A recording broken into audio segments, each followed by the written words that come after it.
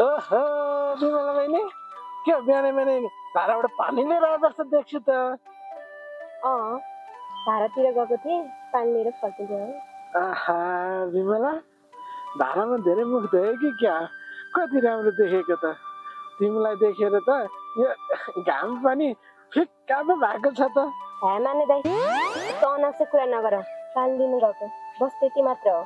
ए पर्ख न बिमला, धेरै दिनपछि यो मनमा लागेको कुरा भन्न मन थियो। तिमीलाई देख्दाखेरि त मेरो मन नै रमाउँछ, यो आत्मा पनि खुसी हुन्छ। तिमी त मेरो जीवनकै ठुलो चाहना हो बिमला। म त तिमीलाई मन पराउँछु। के तिमी मलाई जीवनभरिको लागि साथ दिन्छौ? के रे के भनिस् तैँले?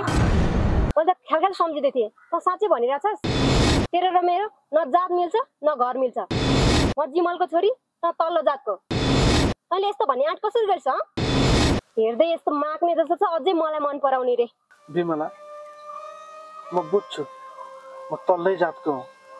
यो समाजमा न मेरो हैसियत छ, न नाम छ, न घर छ।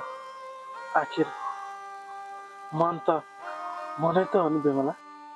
मायाले जात घर हैसियत हेर्दैन। मैले त मेरो यो चोखो मनले तिमीलाई माया गरेको। बस अब धेरै नबोल, यस्तो कुरा गर्ने आँट अबदेखि नगर। मेरो बाबाले थाहा पाउनु भयो भने त्यति बेला के हुन्छ तैँले बुझेछस्? ठिक छ बिमला, मैले बुझेँ। तिमीले मेरो माया स्वीकार्दैनौ भनेर यो मनले थाम्न नसकेर मात्र तिमीलाई भनेको हुँ। अबदेखि म चुप्प लाग्छु बिमला। तिमीले मलाई तिम्रो मनमा नराखे पनि तिमीलाई त म मेरो मनमा सधैँभरि राख्नेछु।